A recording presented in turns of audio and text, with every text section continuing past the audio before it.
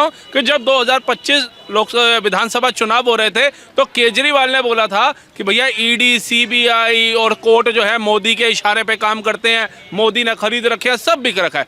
आज उसी कोर्ट ने तो छोड़ा है, तो क्या इस रिहाई को भी मोदी के द्वारा दी गई रिहाई मान बोला जा सकता है क्या? आपको बताता हूँ, शराब घोटाला ही सिर्फ एक चीज़ नहीं थी इनकी सरकार जाने के लिए। मैंने आपको बताया झूठ, रोज उठते थे, रोज एक नया झूठ बोलते थे। हर 5 साल बीतते थे तो कहते थे मुझे 5 साल और दो। ये करते करते इन्होंने 10 साल बर्बाद किए। 11वें साल जनता ने आम आदमी पार्टी को ही बर्बाद कर दिया। दिल्ली भी बाहर बेल पे घूम रहा है, अभी राहुल गांधी, सोनिया गांधी भी बाहर हैं। ये सारे बरी हो गए क्या, बेगुनाह हो गए? अभी वो देखिए कन्हैया लाल की गर्दन काटने वाले भी बाहर घूम रहे हैं। वो सारे क्या वो हो गए क्या, बहुत अच्छे इंसान हो गए क्या ये लोग? इन लोगों से सिर्फ एक ही सवाल है, शराब नीति अच्छी थी, मोदी अमित शाह ने गले पे बंदूक तो रखी नहीं थी, वापसी क्यों ली? बता दो, आज भी बता दो। जब एलजी ने वापस तल पे नहीं है, आज गली गली सीवर लाइनें डलाई जा रही हैं, आज सड़कें बनाई जा रही हैं, फ्लाईओवरों को और तेजी से खींचा जा रहा है। ये क्या धरातल पे काम नहीं है? आज डबल डेकर जैसी लग्जरी बसें चलाई जा रही हैं, ये धरातल पे नहीं है। आज सांस्कृतिक प्रोग्राम, धार्मिक प्रोग्रामों से युवाओं को जोड़ा जा रहा है, क्या ये धरातल पे काम नहीं है? आप बताइए, इनसे पूछिए कौन सा काम ऐसा है जो रुक रहा है। नमस्कार, मैं सुरजीत और आप देख रहे दोस्तों द लोकसभा। दोस्तों, केजरीवाल जेल से रिहा हो गए, कहें तो मतलब कि बरी हो गए। उसके बाद रोना धोना उनका फिर से चालू हो गया है। मंदिर जा रहे हैं, दर्शन कर रहे हैं और कह रहे हैं क्या अमित शाह और मोदी जी माफ़ी मांगेंगे? तो हमें लगा लोगों से पूछना चाहिए। और जिस तरीके से कहा गया कि सबूतों के अभाव में उन्हें बरी किया गया है। राहुल भाई, मैं आपसे जानना चाह रहा हूँ कि जैसे वो मीडिया के सामने रो रहे हैं, फिर मंदिर जा रहे हैं और फिर कह रहे हैं कि क्या मोदी जी और अमित शाह माफ़ी मांगेंगे? जिस तरीके से उनका करियर चौपट कर दिया है, सरकार से छीन लिया, अलग कर दिया, क्या ये सब झूठ था? यार मुझे पहले तो पत्रकार साहब एक चीज़ बताइए कि ये लोग कहते हैं, इनकी नानी कहती है मंदिर बनाने से क्या होगा। फिर जब ये जेल से छूट के आते हैं तो ये मंदिर माथा टेकने जाते हैं। अब इनसे पहले तो ये सवाल पूछो कि मंदिर बनाने से जब कोई फायदा नहीं तो मंदिर जाते क्यों माथा टेकने के लिए तुम लोग? फिर दूसरी चीज़ पे आता हूँ कि जब 2025 लोकसभा विधानसभा चुनाव हो रहे थे तो केजरीवाल ने बोला था कि भैया ईडी, सीबीआई और कोर्ट जो है मोदी के इशारे पे काम करते हैं, मोदी ने खरीद रखे है, सब बिक रखा है। आज उसी कोर्ट ने तो छोड़ा है, तो क्या इस रिहाई को भी मोदी के द्वारा दी गई रिहाई मान बोला जा सकता है क्या? वो बोल रहे हैं कि माफ़ी मांगे क्या अमित शाह और मोदी जी, क्योंकि उनका राजनीतिक चौपट कर दिया है।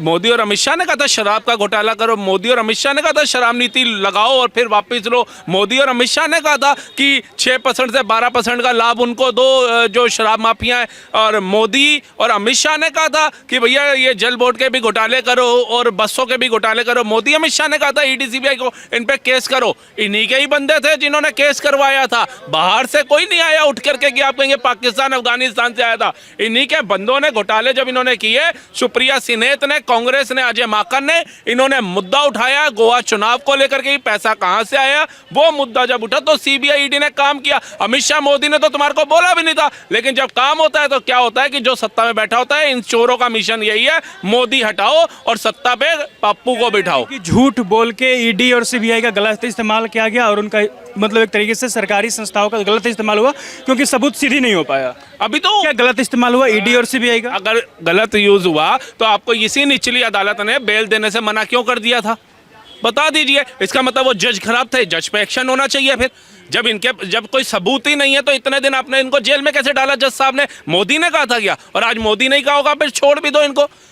उच्च न्यायालय में भी आप गए, हाई कोर्ट, सुप्रीम कोर्ट में भी गए बेल की अर्जी देने के लिए, उन्होंने भी कहा कि इतना संगीन अपराध है, आपको बेल नहीं मिल सकती है। फिर उन जजों पे भी कार्रवाई करवा देंगे केजरीवाल, तो मुझे लग रहा है। कह तो ही रहे हैं कि सीबीआई झूठ हो गया, गलत इस्तेमाल हो रहा है, अमित शाह गलत कर रहे हैं, मोदी झूठ बोल रहे हैं, पूरी सरकार झूठी है, मेरी सरकार चली गई इस वजह से। सर सरकार इसलिए गई, दिल्ली डुबो दी थी इन्होंने। सरकार इसलिए गई, गंगा में, यमुना जी में डुबकी लगा रहे थे, लगाई नहीं इन्होंने। सरकार इसलिए गई, जल बोर्ड के घोटाले किए इन्होंने। सरकार इसलिए गई, बसों के घोटाले किए इन्होंने। सरकार इनकी इसलिए गई कि भ्रष्टाचार में लिप्त थे इनके विधायक। सरकार इसलिए गई कि सिर्फ आंदोलन करना, पोस्टर बॉय बन के रह गए थे केजरीवाल। सरकार इसलिए नहीं गई। अगर लोग आपसे इतना प्रेम करते थे तो आप तो अपनी सीट नहीं बचा पाए।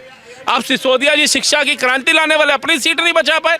जिस तरीके से वो रो रहे मीडिया के सामने और हर जगह बाइट दे रहे और कह रहे हैं कि मेरे साथ गलत हुआ, अन्याय हुआ, सिस्टम का गलत इस्तेमाल हुआ है, अब मैं फिर से वापसी करूंगा और जनता भरोसे में लाऊंगा, क्या ऐसा ही बात है? वो पत्रकार आते हैं, राजू नाम है, पता नहीं क्या नाम है, मेरे साथ अन्याय हुआ है, मेरे साथ अन्याय हुआ है, वो वाले पत्रकार को राजीव तलवार, ये छोटे राजीव तलवार बन चुके हैं, मूछें उनकी तरह लगा करके मेरे साथ अन्याय हुआ है तो चाहिए जिस कोर्ट के जज ने तुम्हें रिहाई दी है, इसी ने बेल देने से मना किया था, इनके खिलाफ भी एक पिटीशन डाल दो, इनके खिलाफ भी एक कंप्लेंट डाल दो कि भैया देखो आज इसने मुझे छोड़ दिया और पहले ये कह रहा था जमानत नहीं मिल सकती। मोदी शाह ने अगर रोक सकते हैं तो वो छुड़वा कहेंगे। शराब घोटाले के वजह से सरकार गई थी उनकी, जो आरोप लगा रहे कि शराब घोटाला है, उनको सरकार से वापसी कर गई और इस सरासर झूठ निकला।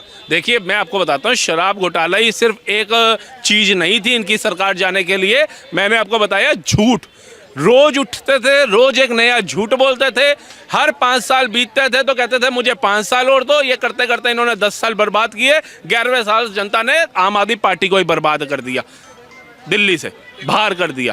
क्या लग रहा है अब वापसी हो जाएगी उनकी, क्योंकि अब बोल रहे हैं कि अब रेखा गुप्ता अब फिर से चुनाव करवा कर देख ले तो 10 सीटें भी नहीं आएगी बीजेपी की, चैलेंज कर रहे हो? आज मैं तो कह रहा हूँ इस बार पंजाब में चुनाव करा के दिखा दो, अगर इनकी वहां पे 10 सीटें आ जाए तो ठीक है, सरकार बन जाएगी, फिर से पुशबैक मिला है उनको, एक तरीके से वापसी हो गई राजनीति में। जिस तरीके से भ्रष्टाचारी लोग बोल रहे थे तो अब कह रहे कि नहीं अब तो बरी होके आए हैं, अब तो क्लीन चिट मिल गई। लालू भी बाहर बेल पे घूम रहा है, अभी राहुल गांधी सोनिया गांधी भी बाहर हैं, ये सारे बरी हो गए क्या, बेगुनाह हो गए?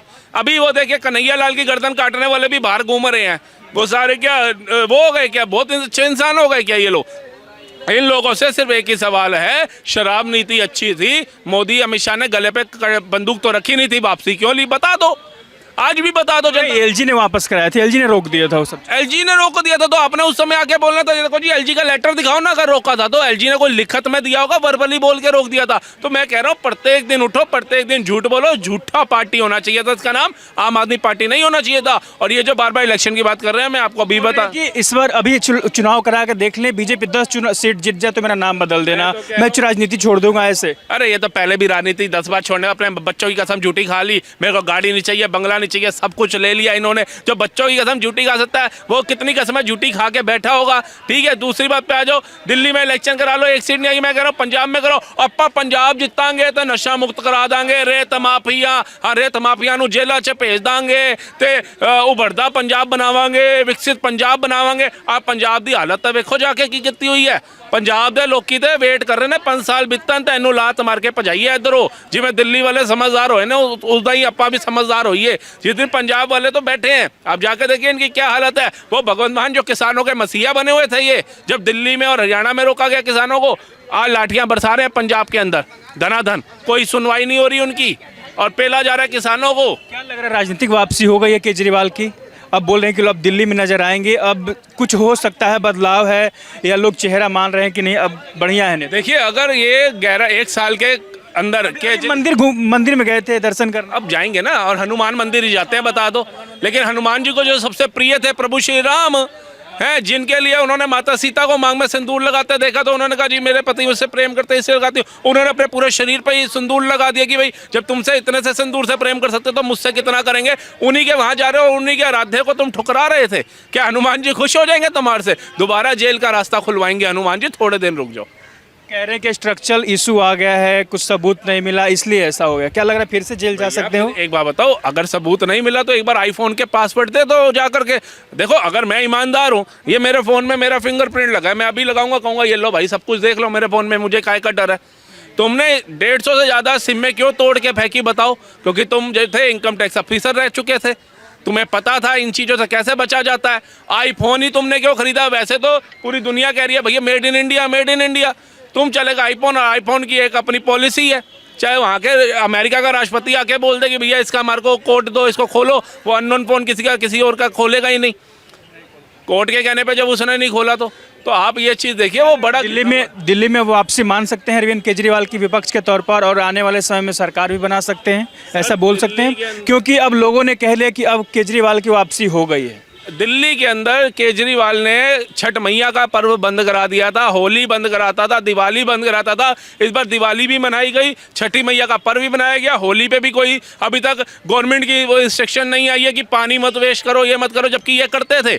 और यमुना मैया के अंदर क्रूज चला करके दे रही है दिल्ली सरकार, डबल डेकर बस चला करके दे रही है, गली गली सीवर लाइनें डलवा करके दे रही है, सड़कें बना करके दे रही है। और क्या चाहिए 11 सालों के अंदर, आपको बताइए है। आप जा करके देखिए, लोगों के लिए सांस्कृतिक कार्यक्रम करा करके दे रही है, बच्चों के लिए जो धार्मिक प्रोग्राम। बोलते हैं कि जो रेखा गुप्ता की सरकार है सिर्फ ट्विटर और सोशल मीडिया पे नजर आती है काम, उनका धरातल पे कुछ है नहीं।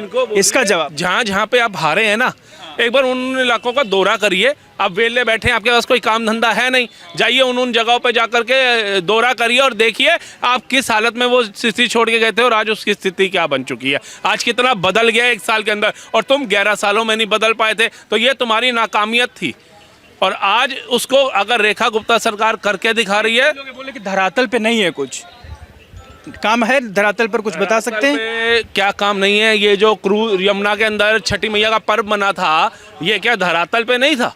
लाखों करोड़ों लोगों की आस्था का प्रतीक था, वो क्या धरातल पे नहीं था? वो यमुना मैया जो बदबू और गंदगी में पड़ी रहती थी, आज उसको सफाई करा करके क्रूज चलाया जा रहा है, ये धरातल पे नहीं है। आज गली गली सीवर लाइनें डलाई जा रही हैं, आज सड़कें बनाई जा रही हैं, फ्लाईओवरों को और तेजी से खींचा जा रहा है, ये क्या धरातल पे काम नहीं है? आज डबल डेकर जैसी लग्जरी बसें चलाई जा रही हैं, ये धरातल पे नहीं है? आज सांस्कृतिक प्रोग्राम, धार्मिक प्रोग्राम से प्रोग्रामों से युवाओं को जोड़ा जा रहा है, क्या ये धरातल पे काम नहीं है?